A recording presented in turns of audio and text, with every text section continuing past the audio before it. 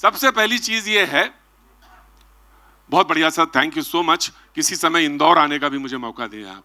अवश्य। हाँ, जब मैं आऊंगा, इंदौर आऊंगा, और तब मैं लंबा बोलूंगा। क्या बोलूं, ये करना इनको सब अपने मन की है सर।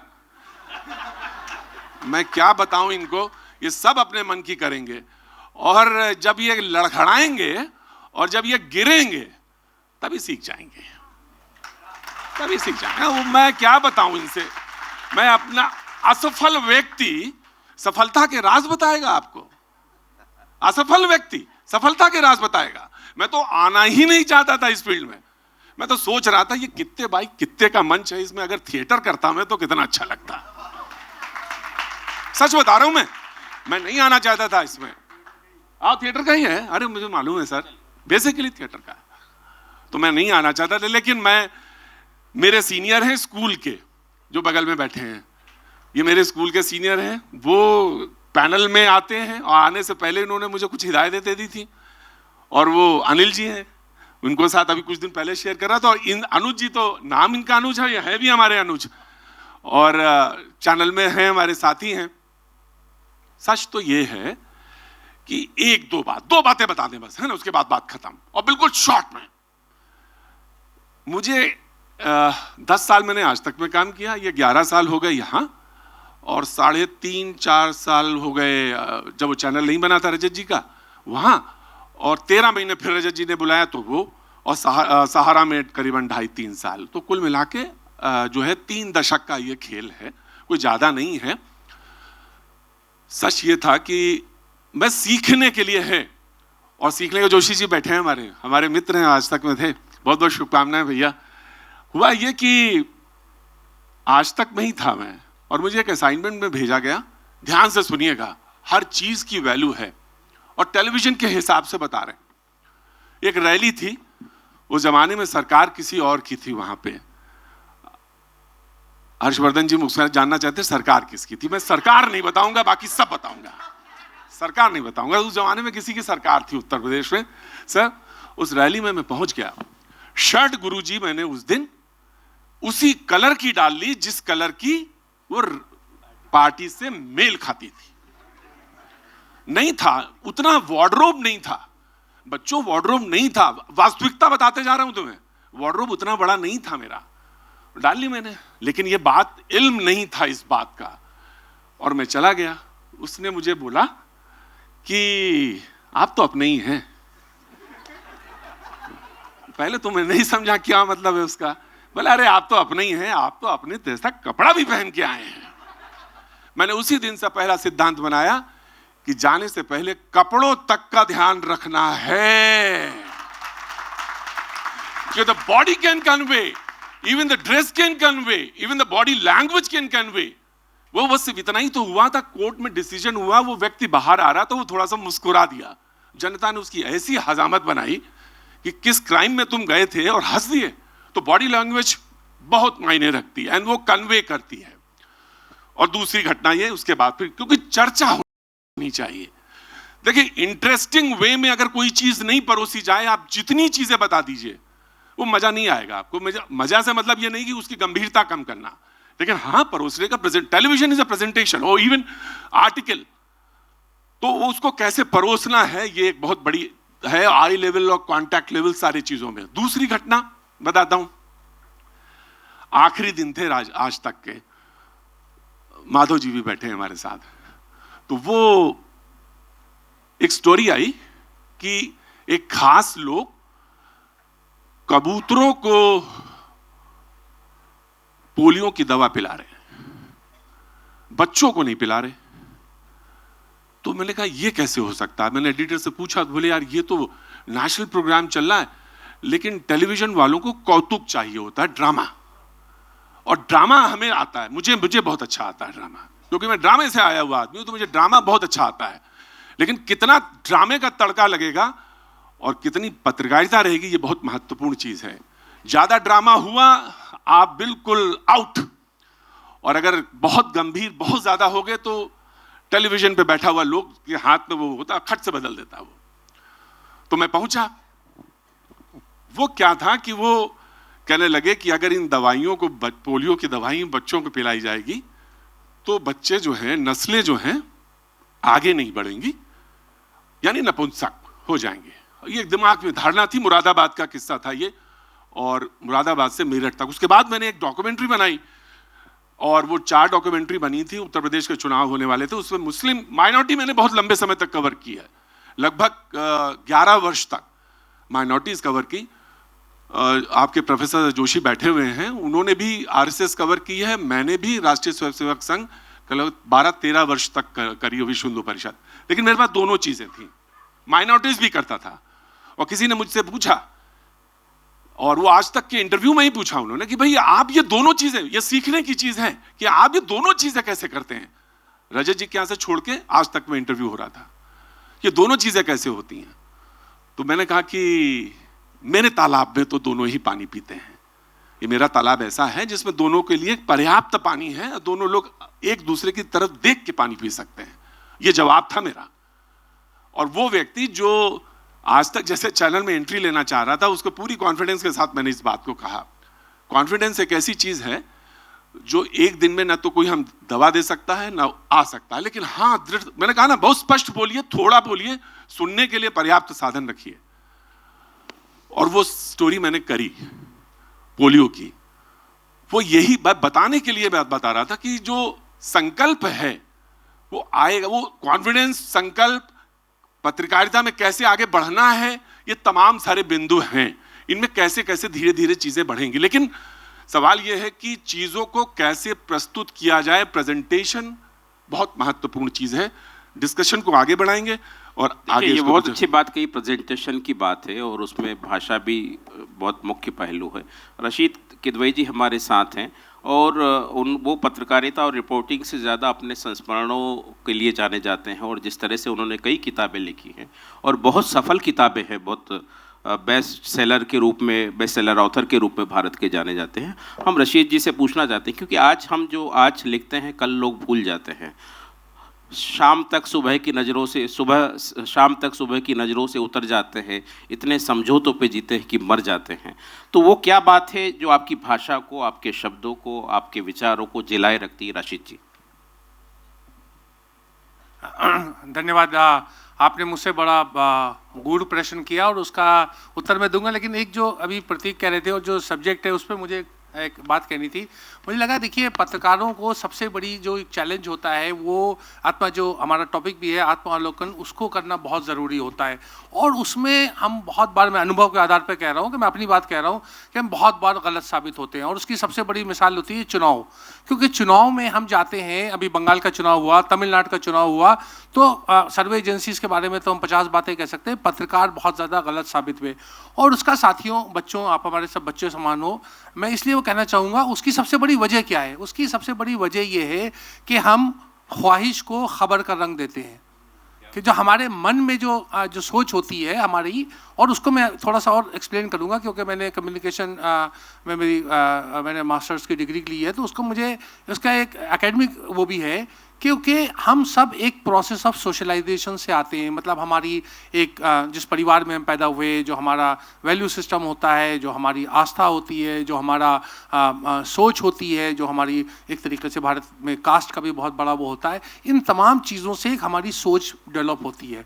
और देश और समाज में हर चीज़ें हमारी मर्जी की, या हम जो चाहते हैं, या जो हमारी सोच है, वो उसके हिसाब से नहीं होता। तो एक पत्रकारिता का सबसे बड़ा चैलेंज यही होता है कि हम अपनी धारणा से अपने आप को ना जज करें।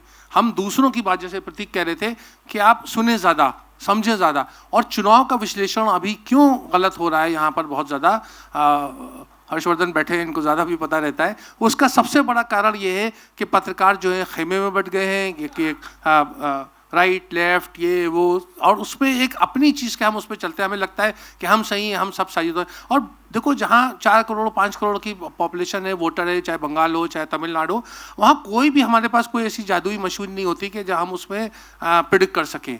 हम क्योंकि अपने, और प्रिडिक्शन का काम भी नहीं होता। पत्रकारिता के संपादक लोग यहाँ बैठे हैं, वो बताएंगे कि हमें सिर्फ एक ट्रेंड बताना होता है कि क्या, किस तरह का वातावरण है, किस तरह के लोग हैं, किस तरह की कैंपेन चल रही है, क्या टॉकिंग पॉइंट है, क्या है।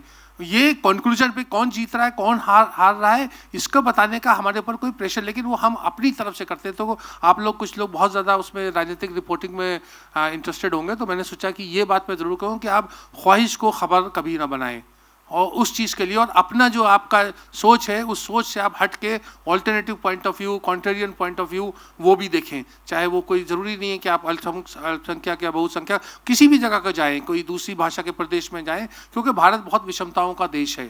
जहाँ तक आपने पुस्तक की बात की, देखिए पुस्तक लिखना बड़ा ख़तरनाक और चैलेंजिंग काम होता है। एक किसी ने बताया था, इसलिए मैं बता रहा हूँ। राजीव गांधी की हत्या हो गई और उसके बाद में एक पत्रकार जो बहुत बड़े आज देश के नेता है, उनसे पेंगुइन ने कहा कि आप राजीव गांधी के ऊपर किताब लिखिए, और वो राजीव गांधी के बड़े करीब थे, अपने कानीपुर के थे वो।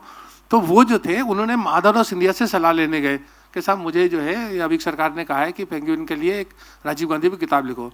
तो सिंधिया जी उनको भाप गए। सिंधिया जी ने कहा कि देखो नाम मैं नहीं लेना चाहता, लेकिन आप लोग समझ जाएंगे कि वो अभी बड़े कामयाब हैं क्रिकेट और सिनेमा और फिल्म राजनीति सब में। उन्होंने कहा कि देखो, नाम उनका इत्तेफाक से राजीव गांधी का नाम है, राजीव ही नाम था।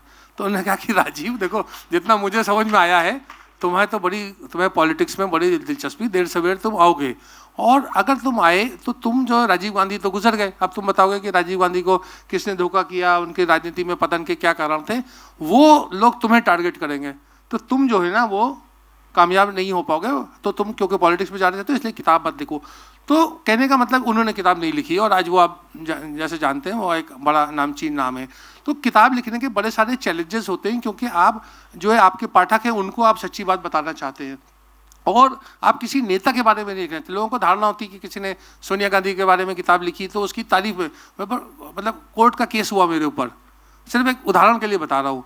सिंधिया परिवार के बारे में किताब लिखी तो जितने सिंधिया परिवार के सदस्य हैं सबसे मैं मिला था, सबसे और सब नाराज़ हुए एक तरीके से कि इसमें ये आपने ऐसे नहीं ऐसे करना चाहिए। मेरा कहना ये है कि फिर जो हमारे आनंद बाजार ग्रुप के ओनर थे अभिक बाबू, वो अभिक सरकार, वो हमेशा ही कहते थे कि देखो मैं कहीं भी जाता हूँ, अगर वहाँ का मुख्यमंत्री हमारे रिपोर्टर की शिकायत करता है तो मैं सोचता हूँ कि वो कोई अच्छा काम कर रहा होगा। तो इस चीज़ को धारणा में रखे, इसी में भी बात ख़त्म करता हूँ। Thank you. बहुत बढ़िया, आपने बहुत अच्छे से नाम नहीं बताया, छुपाए रखा, लेकिन सब समझ गए राजीव शुक्ला की बात हो रही थी। अनिल पांडे जी तक पहुंचते हैं। अनिल जी बहुत ही प्रखर विचारक हैं, अच्छे रिपोर्टर रहे हैं, लेखक हैं, और विद्यार्थी जी के साथ जो इस समय आप समन्वय के साथ जो काम कर रहे हैं वो देश को एक बड़ा योगदान है, देश उसके लिए आपका आभारी है। अनिल जी, इसी बात को हम आगे बढ़ाएंगे कि आत्मावलोकन करते हुए हम किन खूबियों का ध्यान रखें, किन खूबियों को बनाए रखें और किन कमियों से पार पाएं। जी, पहले तो मैं एक क्षमा चाहूँगा, मैंने ऐसी कुछ गलतफहमी हुई कि शायद मैंने कुलगुरु साहब को कुछ कहा था। एक्चुअली मैंने सही समय पे शुरू किया, 10 मिनट लेट शुरू हुआ था और 10 मिनट लेट कार्यक्रम खत्म हो गया। एक व्यक्ति थे वो कुछ टोक रहे थे, तो मैं क्षमा चाहूँगा उनसे भी और आपसे भी सर।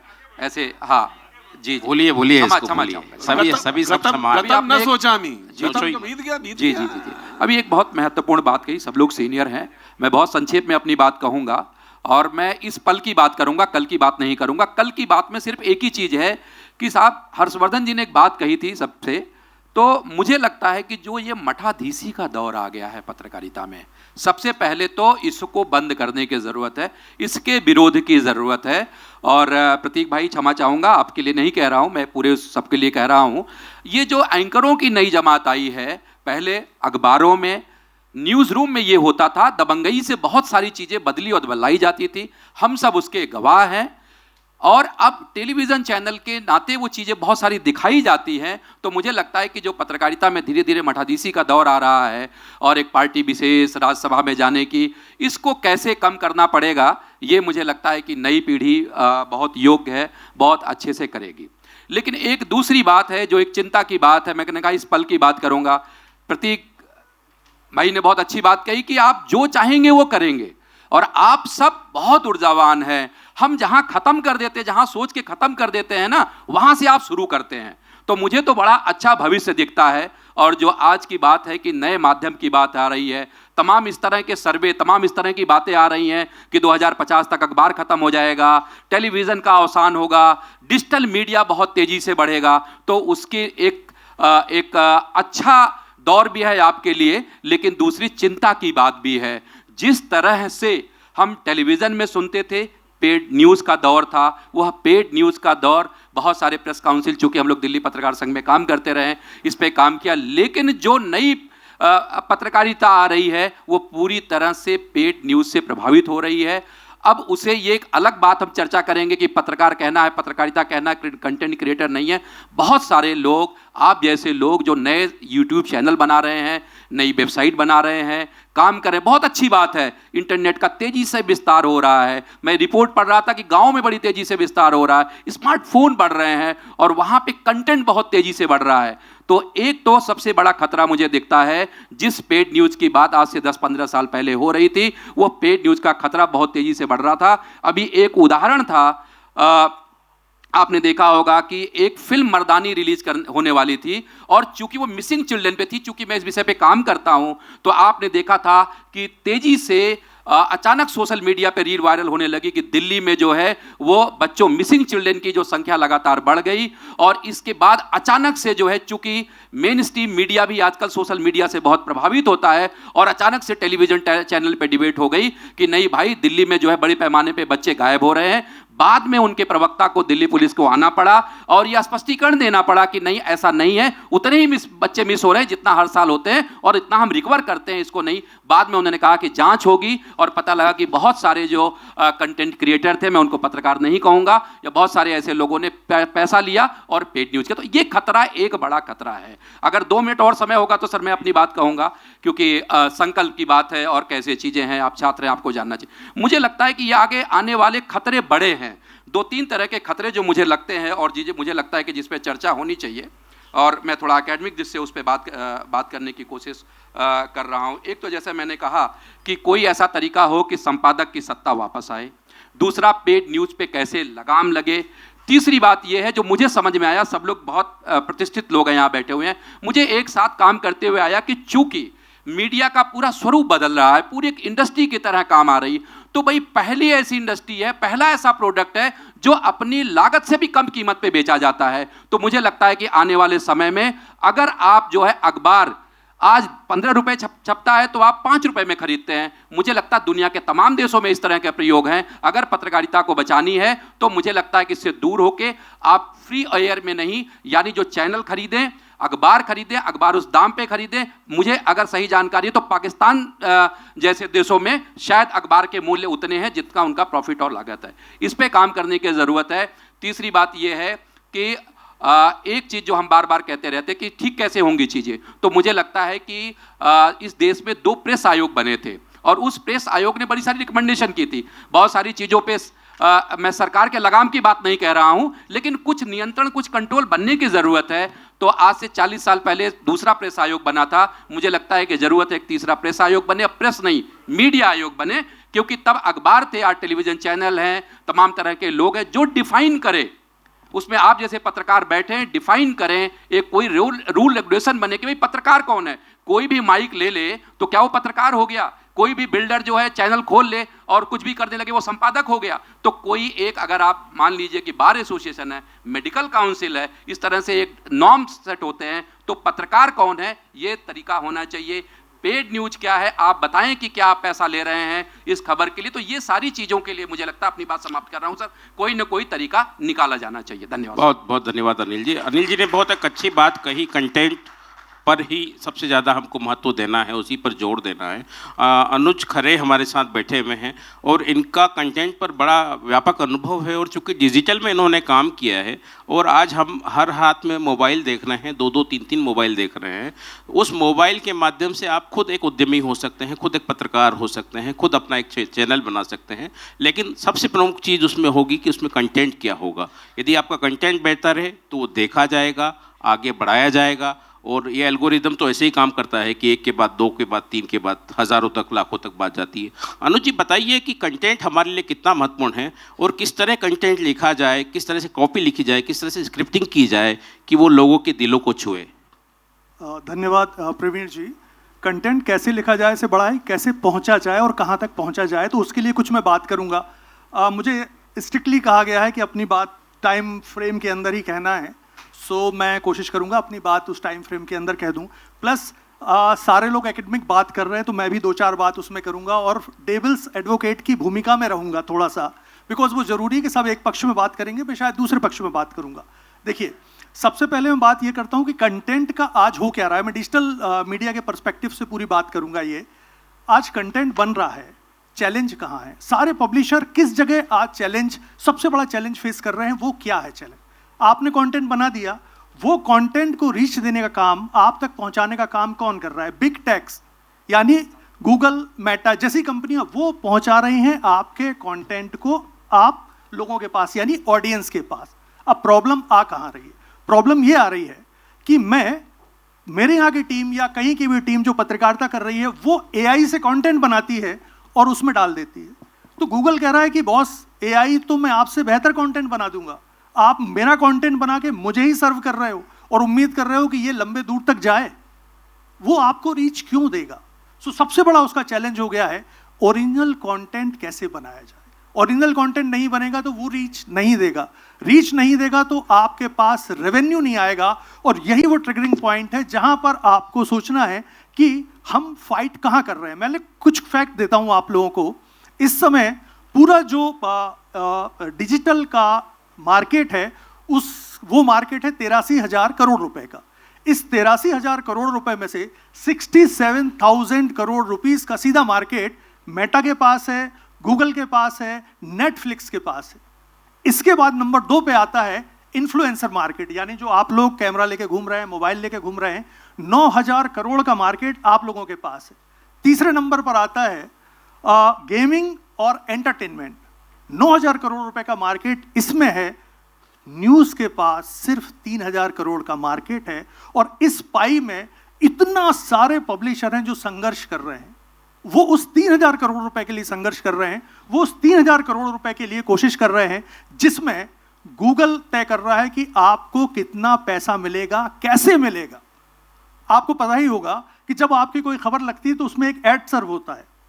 वो ऐड गूगल तय करता है कि मुझे कहां ऐड सर्व करना है, कौन सा ऐड सर्व करना है, और उस ऐड का कितना पैसा आपको दूंगा, यानी पब्लिशर के पास उसका कितना पैसा जाएगा। बहुत मिनिमल भी हो सकता है। वो कहता तो ऐसा है कि वो पैसा मैं दे रहा हूं 60% आपको, यानी पब्लिशर को जो कंटेंट बना रहा है, और 40% मैं खुद रख रहा हूं उस ऐड का। हो क्या रहा है कि वो 40% से भी ज्यादा रखता है, क्योंकि वो कहता है कि मैंने प्लेसमेंट किया, मैंने बहुत सारा जो होता है ना कि फाइल डॉक्यूमेंटेशन वगैरह वगैरह के नाम पे बहुत सारे चार्जेस काट लिए जाते हैं। तो वो कितना पैसा ले रहा है ये शायद पता नहीं है किसी को। अब तीसरा पॉइंट आ रहा है बहुत बड़ा, और बड़ा संघर्ष जो हो रहा है पब्लिशर्स के पास, जिस वजह से ये सारी बातचीत निकल कर आई आत्मावलोकन की, कि आत्मावलोकन हमें क्यों करना है।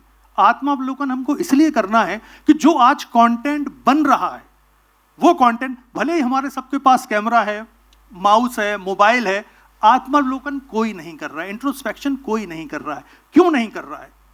क्योंकि उसे लगता है कि जो उसने बना के रख दिया है वो अंतिम है। बनाने के बाद, खबर लगाने के बाद, अपना पॉडकास्ट करने के बाद कलम या माउस तोड़ देता है, उसको कोई ज़रूरत नहीं होती।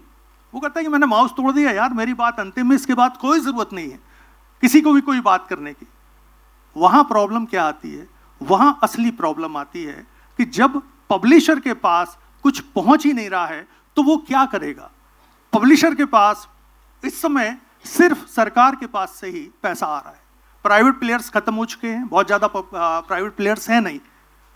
तो वो जो थोड़ा सा पैसा उसके पास आ रहा है वो भी बड़ी मुश्किल से दिया जा रहा है। क्योंकि हो क्या रहा है, आप लोगों को पता होगा एआई टूल्स आ गए हैं, चैट जीपीटी से लेकर जेमिनाई है, ग्रोक है, जितने भी डीप सीक वगैरह हैं, ये आपके यहाँ से कंटेंट उठाते हैं, दिखा देते हैं।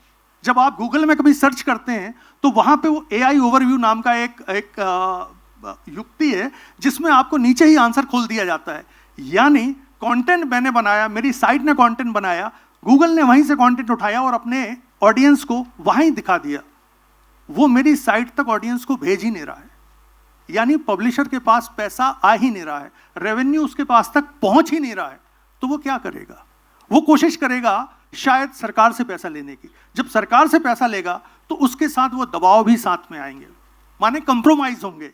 कंप्रोमाइज होंगे तो बहुत सारा, जहां आत्मावलोकन की बात हम कर रहे हैं, इंट्रोस्पेक्शन की बात कर रहे हैं, वो एग्जैक्टली यही तो है कि हम दबाव में हैं, हमारे पास पैसा नहीं आ रहा है। जैसे चलिए एक बात और करता हूं आपको, ऑस्ट्रेलिया ने 2021 में एक लॉ लेके आया ऑस्ट्रेलिया, उस लॉ का नाम है न्यूज़ मीडिया बार्गेनिंग कोड 2021, जिसमें सरकार ने यह तय किया कि आप अगर हमारे यहाँ के न्यूज़ पब्लिशर से आप कंटेंट उठाते हो तो उसके बदले में आपको उन्हें पैसा देना होगा, उन साइट्स को पैसा देना होगा, और सरकार उसके लिए मीडिएटर का काम कर रही है। यानी वो इंश्योर कर रही है कि आप अगर कंटेंट उठाते हो किसी साइट से तो वहां पर आपको पैसा देना होगा। इंडिया में ऐसा नहीं है।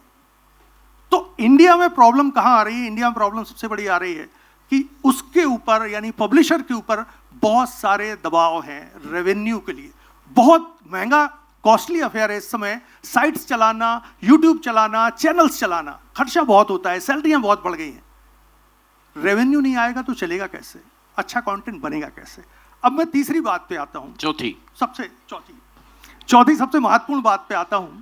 देखिए, गूगल ने एक बहुत इंपॉर्टेंट बात कही है, हम कुछ भी कंटेंट बना रहे हैं, हम कुछ भी कंटेंट को रिजेक्ट कर रहे हैं, एक्रॉस रिजेक्ट किया जा रहा है, गूगल कंटेंट रीच ही नहीं मिल रही है। गूगल आपसे एक डिमांड कर रहा है, गूगल आपसे सिंपल एक बात कह रहा है कि आप मुझे सिर्फ और सिर्फ ओरिजिनल कंटेंट बनाकर दीजिए, जो होता है ग्राउंड रिपोर्टिंग, जो होता है पॉडकास्टिंग, जो होता है इंटरव्यू, जो होता है आप खुद क्या करके ला रहे हैं। मेरे इकोसिस्टम में अगर कोई कंटेंट पड़ा हुआ है उसे रिहैश करके मुझे ही वापस भेज रहे हो, इसका कोई फायदा नहीं होगा। तो मेरा सबसे बड़ा चैलेंज है, हम ओरिजिनल आइडिएशन कर नहीं पा रहे हैं। अनुज जी ने बहुत अच्छी बात की कि मौलिकता ही लंबे समय तक कायम रहती है। और आज हम जब पत्रकारिता के हम सब लोग बहुत अनुभवी, मैं सबसे कम अनुभवी हूँ, बाकी आप ज़्यादा अनुभवी हैं, और हमारे सामने एक वृहद अनुभवी संसार बैठा हुआ है, तो हम सब जानते हैं कि कहानियाँ बिकती हैं, और कहानी वही बिकेगी, वही दिखेगी जिसमें मौलिकता है। शरद गुप्ता ऐसी कई कहानियों को इनकी कलम ने रचा है और उसको लाखों करोड़ों पाठकों तक पहुंचाया है। शरद जी, आप बताइए कि मौलिकता का कितना महत्व है और वो पब्लिक के साथ क्या कनेक्ट है कि मौलिकता को आप बनाए रखते हुए भी उसमें रोचकता बनाए रखते हैं? देखिए, मौलिक तो अगर आप नहीं होंगे तो जो चीज़ सब जगह छप रही है तो वही चीज़ आप भी लिख रहे हैं। अगर मौलिक नहीं है, किसी ने कुछ लिखा, आपने उसको रिहाइश कर दिया, तो कौन आपको पढ़ेगा? जो चीज़ ऑलरेडी लिखी हुई हैं, छपी हुई हैं, बोली गई हैं, तो मौलिक तो होना ही चाहिए। इसीलिए हमने जब शुरू किया था तो उस समय एक सबसे महत्वपूर्ण चीज़ बताई जाती थी, हमारे लिए सबसे महत्वपूर्ण होती थी, ये सब बाईलाइन, और बाईलाइन उसी को मिलती थी जिसकी स्टोरी एक्सक्लूसिव होती थी, मौलिक होती थी। अगर वो मौलिक नहीं है तो बाईलाइन नहीं मिलेगी। और किसी भी रिपोर्टर के लिए सबसे इंपॉर्टेंट चीज़ बाईलाइन होती थी, क्योंकि उसी से लोग जानते हैं कि अगर आप फील्ड में जा रहे हैं, मेरा चेहरा कौन पहचानता? तब टीवी तो था नहीं, तो सब नाम से पहचानते थे। किसी को काट दिया शरद गुप्ता, अच्छा हाँ आप शरद गुप्ता हैं, अरे आपको तो पढ़ते रहे हैं। तो हमारे लिए सबसे इंपॉर्टेंट चीज़ बाईलाइन होती थी, और वो मौलिकता ही उसकी कसौटी थी। खैर, अब मैं आता हूँ, जो टॉपिक है आत्मावलोकन, किस चीज़ का? क्या इस पत्रकारिता का, इतने सालों से जो कर रहे हैं, या जो हमने अपना बॉडी ऑफ वर्क है उसका? तो सबसे पहले तो मैं पत्रकारिता का शुरू करता हूँ और बहुत जल्दी से बात खत्म करूँगा कि जब हमने शुरू किया था 1987 में, तो उस समय भी एक संस्था होती थी संपादक की। संपादक ऑल पावरफुल होता था, जो अपने अखबार में चाहे वो लिखता था, जो छापता था, और उसके बाद ऊपर बॉस होते थे, मतलब मालिक होते थे, और मालिक को बहुत ज़्यादा मतलब नहीं होता था डे टू डे वर्किंग से। वो सीधे अपना हफ्ते या महीने में कभी एक बार संपादक से, या एक साल में कभी पूछेंगे कि भाई क्या हुआ, क्यों हुआ, क्या दिशा तय करनी है। लेकिन कल जो बातचीत हो रही थी ग्लोबलाइजेशन की, तो ग्लोबलाइजेशन के बाद ये फ़र्क पड़ा कि मालिकों को लगा कि यार ये सारा अखबार तो ये संपादक चला रहा है, जिसको सैलरी तो मैं देता हूँ, ये काहेगा पावरफुल। तो एक बहुत बड़े अखबार के बहुत बड़े संपादक, उनको मालिक ने बुलाया और अपने कमरे से सारी कुर्सियां हटवा दी। 1 घंटे उनको खड़ा करके बात किया, और वो संपादक थे जो कह चुके थे एक इंटरव्यू में कि I hold the second most important position in the country after prime minister of India, कि प्राइम मिनिस्टर के बाद सबसे पावरफुल मैं हूं, तो मालिक ने दिखा दिया कि कितने पावरफुल। तो वहीं से जो चेंज हुआ, मालिकों की बादशाहत और संपादकों की जो संस्था थी वो खत्म हुई, जिसमें चाहे प्रभास जोशी का नाम लेते हैं, राजेंद्र माथुर का नाम लेते हैं, राहुल बारपुते का नाम लेते हैं, अंग्रेजी में देखें तो अरुण शौरी हैं, गिरिलाल जैन हैं, एक से एक एडिटर्स थे। वो अपने आप में एक संस्थान थे, सब उनसे प्रेरणा लेते थे, दिशा देते थे। और वो संस्थान खत्म हुई तो उसके बाद अब कौन संस्थान है? अब तो मालिक हैं, और मालिक सीधे जो सरकारें हैं, पॉलिटिशियंस हैं, इंडस्ट्रियल हाउसेज हैं, उनसे खुद बात करते हैं और चीज़ें तय करते हैं कि क्या छपेगा क्या नहीं छपेगा। तो संपादक का नाम की पोजीशन अब टिटुलर हेड जो है सांकेतिक रह गई है। एक तो ये, और अभी मैं बात कर रहा था रशीद भाई से कि 2 दिन पहले एक जो हिस्टोरियन है युवल नोआ हरारी, उनका एक वीडियो आया है जिसमें उन्होंने कहा कि आज अगर कोई सोचता है, कोई पत्रकार सोचता है कि मैं बहुत पावरफुल हूँ, तो उसको समझना चाहिए कि जापान, अमेरिका और चाइना, इसमें सबसे पावरफुल अगर किसी मीडिया हाउस में कोई है तो एआई है, जो भी अनुज कह रहे थे।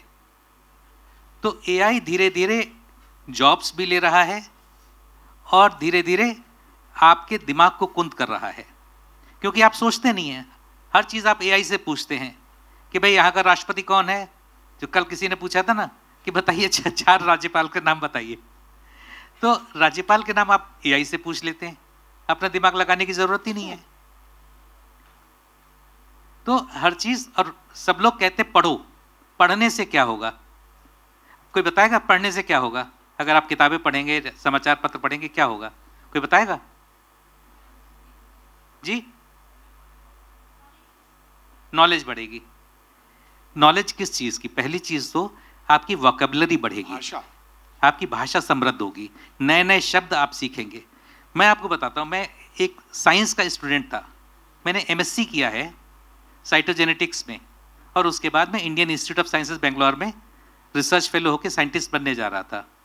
तो लेकिन उससे पहले तो बहुत चीज़ें थी बहुत, तो खैर तो नहीं, वो भी एक चॉइस थी, दोनों चॉइस थी।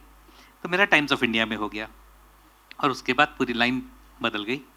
21 साल का था जब मैंने पत्रकारिता शुरू की, और आज तक, जैसे जयंती जी भी कह रही थी, मुझे कभी रिग्रेट नहीं है कि मैंने क्या प्रोफेशन चुना।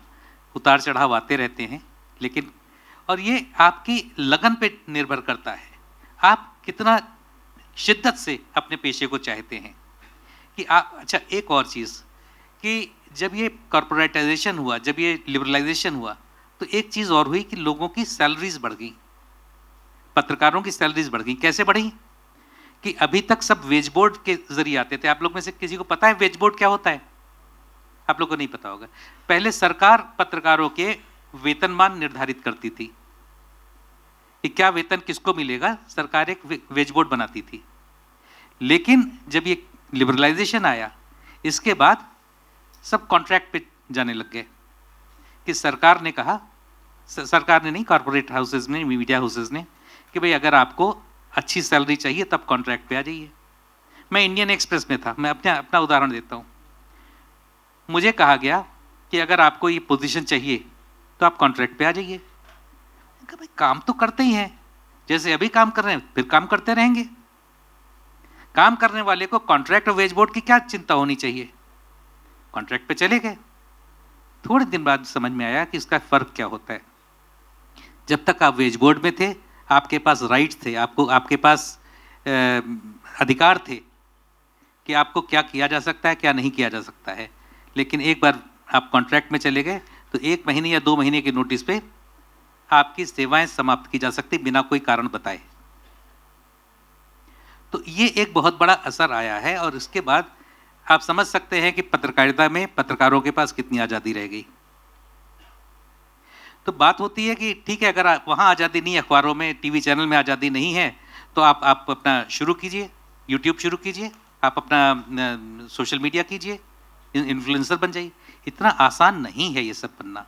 उसके लिए एक काम हो सकता है कि आप लोग कोलैबोरेट कर सकते हैं और मैं अपनी बात ख़त्म करूं मेरे ख्याल से, तो उससे पहले मैं एक चीज़ बताना चाहूँगा कि विजय मनोहर जी मेरे बहुत अभिन्न मित्र हैं, सहोदर टाइप के हैं। तो जब ये कुलगुरु बने तब मैंने एक ही बात कही थी। मैंने कहा विजय जी, मैं ये चाहता हूँ कि जब आप अपना पद छोड़ें तो मैं देखना चाहता हूँ कि पूरे देश के जितने भी मीडिया संस्थान हैं सब कहें कि साहब हमें तो माखनलाल चतुर्वेदी यूनिवर्सिटी के स्टूडेंट्स चाहिए अपने यहाँ। बहुत बढ़िया। और जिस तरह से वो काम कर रहे हैं, मुझे पूर्ण विश्वास है कि वो होके रहेगा।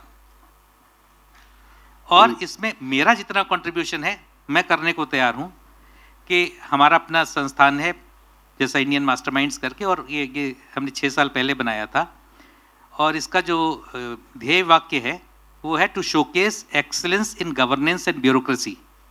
तो सभी लोग कहते हैं ब्यूरोक्रेसी तो करप्ट है, आप उसको क्या शोकेस करेंगे?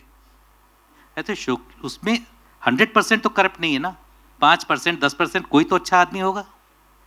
तो आप उनको छाटिए, समाज से अच्छे लोगों को छाटिए। और इंडियन मास्टरमाइंड नाम ऐसा है कि ऑल परवेसिव है, इसमें हम ब्यूरोक्रेसी और गवर्नेंस के इतर भी जाके जुडिशरी, मिलिट्री, तो बहुत चीज़ों को हम पकड़ सकते हैं। तो उसमें अगर आप चाहें तो आपकी यूनिवर्सिटी के कुछ छात्र हमारे यहाँ ऑनलाइन इंटर्नशिप कर सकते हैं। उसके लिए हम आपको पूरी शरद जी से अभी दोपहर में मिल लीजिएगा भोजन के समय की इंटर्नशिप किस तरह से की जा सकती है। और शरद जी ने एक बहुत अच्छी बात कही और पांडे जी ने भी बात कही थी संपादक की भूमिका को लेकर। हमने राजेंद्र माथुर जी को भी काम करते देखा है, हमने राहुल बारपुते को भी काम करते देखा हुआ है, और टाइम्स इंडिया में उस सज्जन को भी काम करते देखा हुआ है जो अपनी कुर्सी को सबसे शक्तिशाली कुर्सी कहते थे प्रधानमंत्री की कुर्सी के बाद। लेकिन बीच में हमारी रीढ़ में एक स्प्रिंग डाल दी गई, और जब अभी पिछले सत्र में किसी ने कहा भी जब हमें झुकने को कहा गया तो हम साष्टांग दंडवत भी हो गए।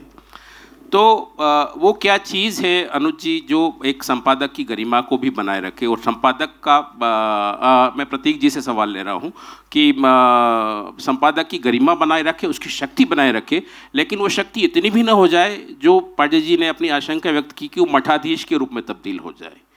तो वो संतुलन कहाँ हम कायम रखें, इस पर बात करें। बात कुछ यूं थी कि जब मैं इस पेशे में आया तो किसी ने कहा कि ये अजीब पेशा है। मैंने कहा क्यों?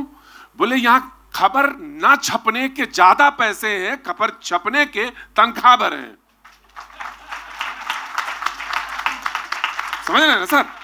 तो जो सवाल आपने बिल्कुल संक्षिप्त जवाब है कि ऐसा कोई पेशा है जिसमें ना खबर, अगर खबर मिल जाए और ना छापी जाए, यानी बेईमानी करने के पैसे ज्यादा हैं। तो सब जगह है, लेकिन ये इस पेशे में है। तो मुझे समझ में आया कि ये है तो कोई धारदार चीज, लेकिन अगर आप ये सोच के आते, देखो मैं तो अपने हिसाब से बोलूंगा क्योंकि यहां तो सब वरिष्ठ लोग हैं, अगर आप ये सोच के आए हो कि हमको तो एंकर बनना है, हमको तो बस प्रतीक जी की तरह ये सीख लेना है कि कैसे किया जाता है, तब तो आप धोखा खाओगे ही खाओगे। और संपादक का जो स्थान है, क्या करेंगे सर? मैं तो बहुत सीधी सीधी बात करता हूं, सरल से सरलतम होने का माध्यम है टेलीविजन। जहां भी क्लिष्ट हुए सवाल पूछने में, और जहां पे आप आवाज जो निकलती है ना बच्चों, उसके वाइब्रेशन से पता चल जाता है मुझे कि ये आदमी कहां पे घबराएगा और कितना घबरा रहा है, इसके वाइब्रेशन से सिर्फ। तो संपादक जब आप बता रहे हैं ना उस पद की, उस गरिमा की, मैं ऐसे संपादक को जानता हूं, कई संपादकों को जो हमारे यहां रहे, वो ये कह देते कि अच्छा ये शालिनी जा रही है ना, इसको नौकरी में ना लेना, और ये जो गोकुल आ रहा है ना, इसको तो कतई ना लेना, ये उस विचारधारा का है, कतई ना लेना उसको। और ये गुट थे, अभी भी है, एग्जिट करते हैं, और लोगों ने उसको लामबद्ध तरीके, जो आप कह रहे थे ना, जिस तरफ इशारा आपने किया था, ये गुटबाजी है, लेकिन उसमें तरीका ये है कि आप में अंदर, आप बना लो मेरा एआई से प्रोग्राम, बना लो प्रोग्राम, एआई का चैलेंज है, खड़ा कर लो एआई में,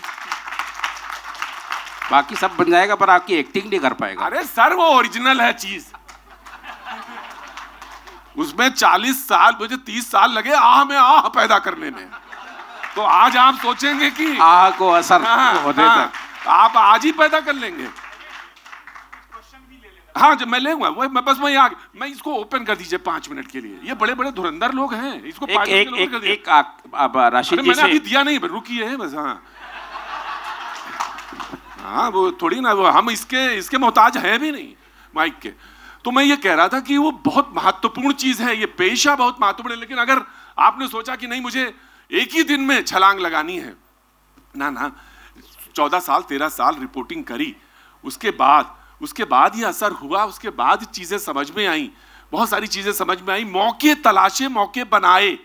एक दिन में मुझे मालूम था कि 9 साल मैं वहां पे शो कर रहा था, उसके बाद यहां आया और मुझे मालूम है कौन आदमी चाह रहा था इसको होने दिया जाए ना होने चाहिए, इसमें भी तिकड़म है।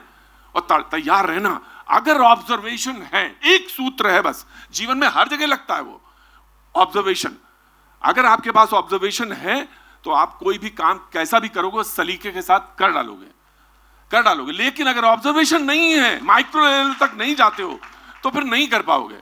तो मुझे मालूम था कि ये ऐसा होगा, फिर मैंने शो किया तो हो गया। अब हो गया, उसमें उसके आगे सोचना है, रुके तो भी खतरा है, क्योंकि एडिटर तो फिर ये कहेगा ना प्रतीक यार वो एक ही तरह की भीड़ दिखती है यार, एक ही तरह के घेरे दिखते हैं, उसमें कोई नया रोचकता नहीं लाए। कुछ रोचकता चाहिए टेलीविजन में।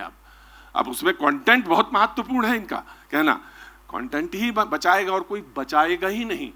वही व्यक्ति जो आप अपनी एक हस्ताक्षर करिए बस, उसके बाद आप भूल जाइए। फिर आप चाहे जहां हो, आप चाहे टायर पंचर ही लगा रहे हो, आएगा आपके पास ही। पंचर लगवाना है मुझे, मेरे साइकिल का पंचर लगाइए, वो आएगा आपके पास। उसके लिए प्रतीक्षा करनी पड़ेगी।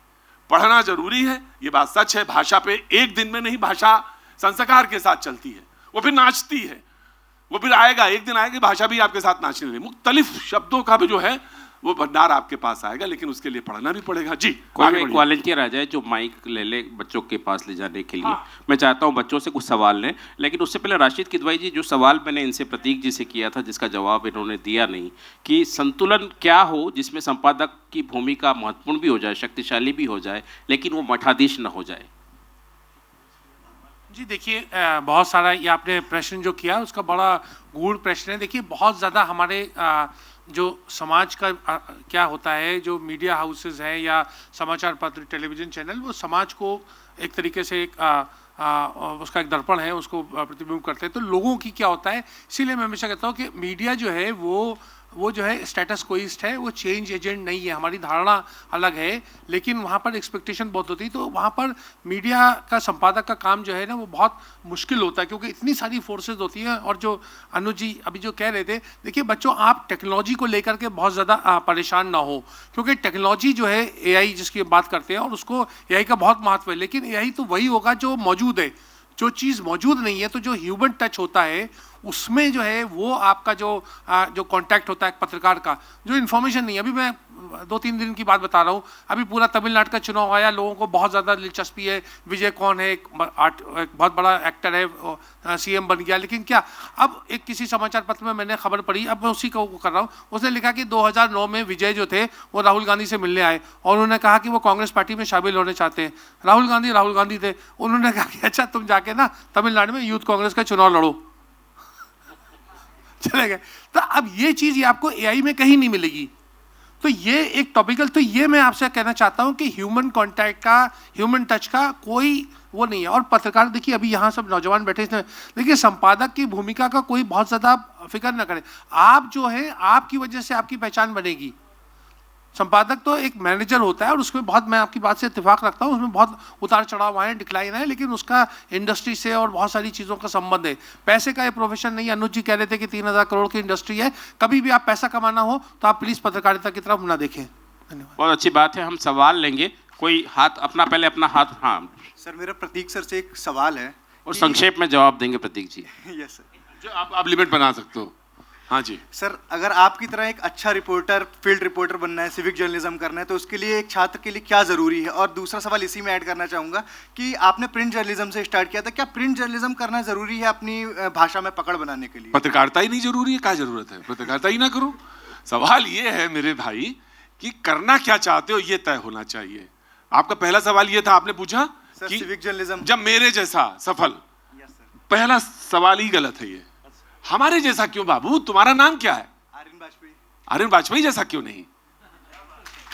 मेरे पैरों में पैर डालोगे ना तो गिरोगे ही गिरोगे। सर अंदाज तो आपका अच्छा अरे नाना, वो अंदाज तो बहुतों का था। इफ्तिकार साहब जिंदगी भर वो सिर्फ वही बने रहे पुलिस इंस्पेक्टर, वो बन सकते थे गब्बर सिंह भी। तो ये मत करो ना ना ना ना। वो कॉपी किया ना मेरे प्रोग्राम को, कितने लोगों ने किया, क्या हुआ, हर्ष क्या हुआ उसका, वो वही। आप कॉपी मत करो, अपना हस्ताक्षर खुद होगा। जहां से तुम आए ना, वो एक वाइब्रेशन लेके आए हो, तुम एक एनर्जी लेके आए हो, वो एनर्जी तुम्हारी अपनी है। उसको हर आदमी एक एक सच लेके चल रहा है। जैसो किदवई साहब ने कहा था ना, एक टुकड़े टुकड़े सच है सबके पास, हर आदमी का एक सच है, और यहीं पे आदमी फेल होता है। बहुत अच्छी बात है। अपना अपने सच लेके चला है और उसको मिलान कर रहा है जो ये बोलना चाहते हैं। ना ना ना, वो जो बोलना चाहता वो सुनो पहले। अपने जैसा बनो, सबसे अच्छी बात। अगला सवाल। सर मेरा नाम स्नेहा सिंह है और मेरा क्वेश्चन आपसे ये है, एक प्रश्न में मैं 2 प्रश्न आपसे पूछना चाहूँगी। बहुत टाइम से मुझे पूछना भी था कि which type of stories are usually dropped. आपने अपने करियर में एज अ सीनियर पत्रकार काम किया है, तो जिस पर आपने काम किया है ऐसी कौन सी स्टोरी है जो छोड़ दी जाती है और आपके हिसाब से वो महत्वपूर्ण थी लेकिन लोगों तक वो नहीं जा पाई? देखिए, कुछ ऐसे सवाल होते हैं जिनको कि वरिष्ठ लोग जवाब देते हैं और ये बने ही इसीलिए होते हैं।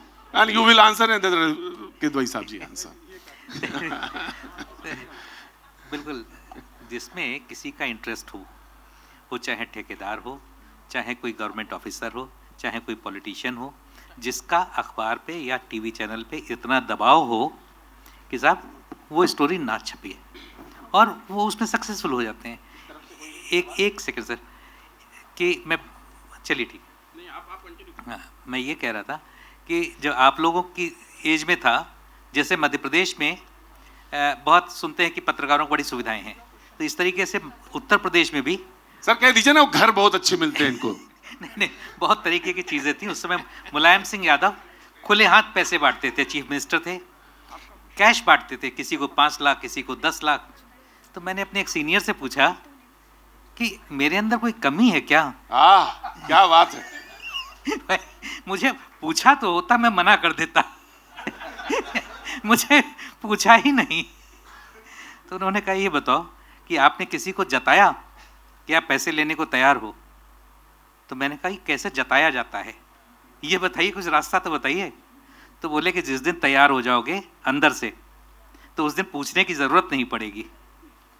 तो ये एक मतलब, और ये जो एग्जाम्पल सर ने बताया है, ये सवाल आपने पूछा था, जवाब तो हो सकता था, लेकिन इसका जवाब ये भी है कि जिसका ये उदाहरण बता रहे हैं, मुलायम सिंह जी ने भरी प्रेस कॉन्फ्रेंस में नाम गिनाए थे, भरी प्रेस कॉन्फ्रेंस में नाम गिनाए थे।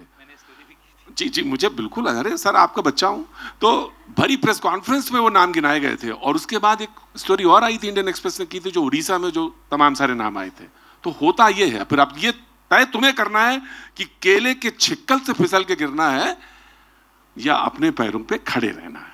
अब ये सवाल अगला इस विंग से हम लेंगे। हेलो सर, मेरा सवाल है। हाँ, नमस्कार आप सभी को, मेरा नाम नैनिका मिश्रा है। मेरा सवाल प्रतीक सर से है। सवाल ये है कि मैं इस फील्ड में तो आ गई हूँ, जर्नलिज्म के फील्ड में, लेकिन कभी कभी मुझे समझ में ही नहीं आता है कि करना क्या है। बैठो बैठो बैठो बैठो।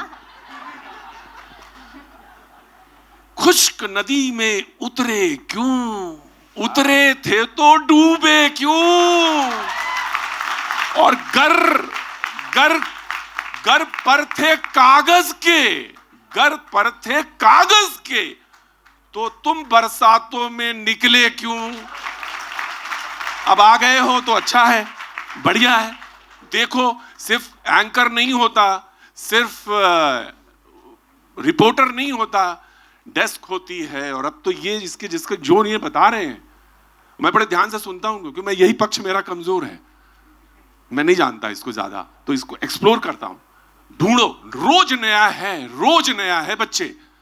मैंने कहा सिर्फ ऑब्जर्वेशन का खेल है, ढूंढो और तुम अच्छा करोगी, मैं बता रहा हूं, मैं ज्योतिषी भी हूं। नेक्स्ट। हेलो, प्रणाम सर, मेरा नाम नायरा है और मैं आपसे पूछना चाहती हूँ कि आपका जो सबसे फेमस शो है भैया जी कहीं, तो मैं वो बहुत पहले से देख रही हूँ, मैं और मेरी मम्मा। मैं बहुत बूढ़ा नहीं हूँ, बेकार बात ना करो। मतलब उनके मम्मी भी देख रही है। तो सर मैं आपसे ये पूछना चाहती हूँ कि इस शो का इंस्पिरेशन कैसे आपको आया है, and my second question is that कि सब सारे पत्रकारों के लाइफ में ऐसे बहुत सारे कॉन्टेक्स्ट आते हैं और बहुत सारे ऐसे रिलेटेबल ग्राउंड रिपोर्टिंग होती है जिसके बाद एक टर्निंग पॉइंट आता है। तो आपकी लाइफ में ऐसी कौन सी टर्निंग पॉइंट रही जो एक इमोशनल डेप्थ भी दी हो? दोनों बहुत सवाल ऐसे कि वो सीधे सीधे मुझसे पूछेगा, वरना तो मैं ट्रांसफर करने वाला था ये सवाल दोनों के लिए, लेकिन तुमने क्योंकि एक सवाल मैं दे देता हूँ, बाकी दूसरे वाला हिस्सा की टर्निंग पॉइंट वाला वो फिर ऐसा है ना कि एक ही बार बुलाओगे क्या मुझे? ऐसा ना करो, फिर दोबारा फिर बुलवाना मुझे, और अभी तो हमने पिटारा खोला ही नहीं है अपना, तो फिर खोलेंगे। ये दूसरे प्रश्न का उत्तर ये दोनों लोग देंगे और ये दोनों लोग सक्षम लोग हैं। पहला वाला बता देते हैं, नहीं ऐसा नहीं होता। आप जिसको देखते हैं खबर पेपर में छपती है तो सिर्फ आपकी होती है, ऐसा नहीं होता है। वो खबर में बहुत सारे लोगों का श्रम, परिश्रम और पसीना, श्वेत छुपा होता है, वो दिखता नहीं है। वो सिर्फ ये कह देना कि मैं हूँ और, लेकिन ये बात सच है कि, और एक बात बहुत महत्वपूर्ण है कि अगर आपके पास कोई इल्म है, आपके पास कोई जादू है जीवन में, जादू से मेरा मतलब है कि आपको हिस्ट्री का पहलू बहुत मजबूत है, आप साइंस बैकग्राउंड से हैं तो आपका फोकस पॉइंट बहुत मजबूत है, तो ये सारी चीज़ों को संभाल के रखिए। मैं ड्रामा थिएटर का आदमी हूँ, बेसिकली ड्रामा थिएटर का आदमी हूँ। मुझे लगा कि मेरी प्यारी, जो मेरा पहला मोहब्बत है, पहला प्यार, वो ख़त्म हो गया, लेकिन ऐसा हुआ नहीं, वो ज़िंदगी में लौट आया।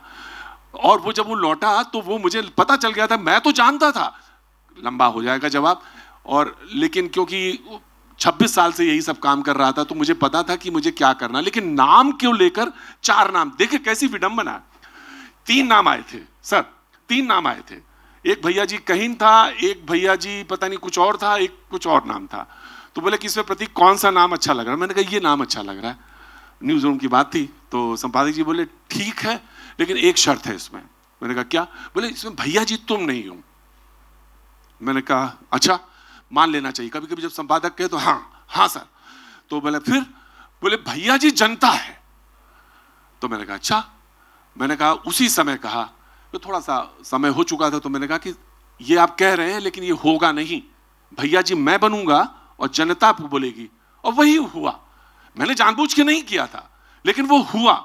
उसमें एक्सपेरिमेंट किए मैंने, वो एक्सपेरिमेंट अपनी पर्सनालिटीज में बार बार जो आपसे कह रहा हूं ना कि अपना हस्ताक्षर बनाइए, वो इसीलिए कह रहा हूं बार बार, खोजो तो है, सब आत्मावलोकन है ना, है तुम्हारे अंदर, तुम देखना नहीं चाहते बस। सिर्फ एक दिन में होगा भी नहीं, ये एक दिन में होगा नहीं कि भाषा एक ही दिन में आ जाए, एक ही दिन में पता चला तुम सारी सीढ़ियां चढ़ जाओ, ऐसा नहीं होगा। It will take time, but होगा।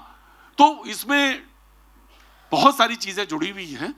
कैमरा है, कैमरे का एंगल है, उसके फोकस पॉइंट है, कहां पे मुझे घुमाना है। पहले मैं तो घूम घूम के शो करता था, पहले मैं लाइव नहीं करता था, पहले मैं शहरों में, गांवों में घूमता था। अब जैसे भाषा की बात हो रही थी, बंगाल में 25 दिन रह के आया हूं, अब मैं बांग्ला बोल सकता हूं, ठीक ठीक बांग्ला बोल सकता हूं। बंगाल में शो किया, 5वां शो था मेरा, टूर, 5वां टूर था बंगाल में।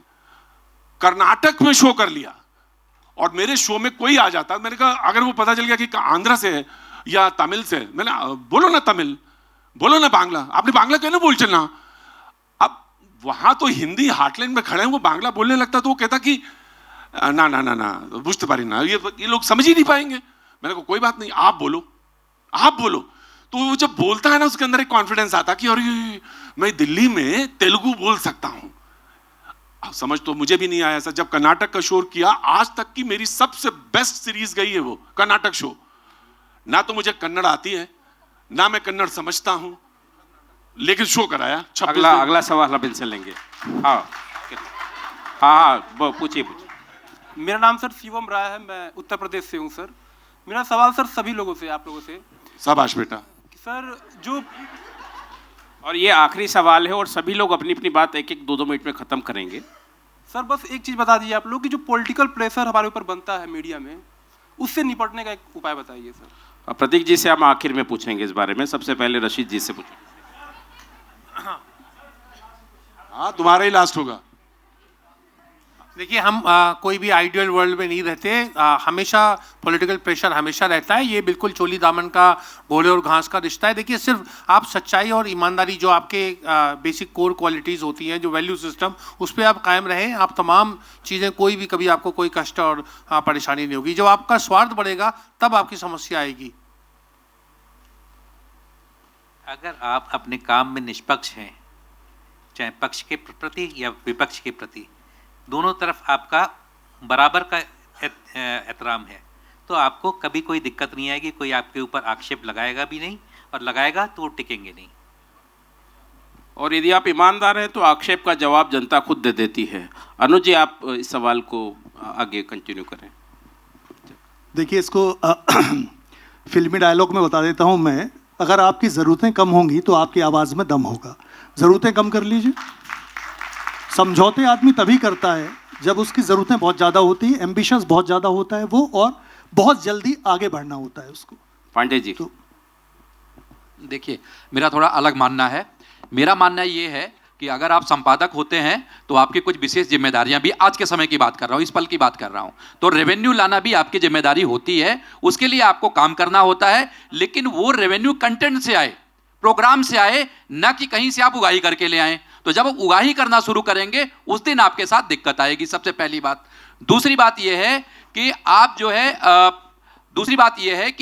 जो है वो दबाव तो आएगा जब आप संपादक बनेंगे, रिपोर्टर बनेंगे, लेकिन वो दबाव को कैसे झेलते हैं। और दूसरी बात यह है, अगर हम सब संपादक रहें, कई बार दबाव आता है, लेकिन हम उस बात को दूसरी तरीके से कैसे अखबारों में कह सकते हैं, ये कला भी आपको सीखनी पड़ेगी।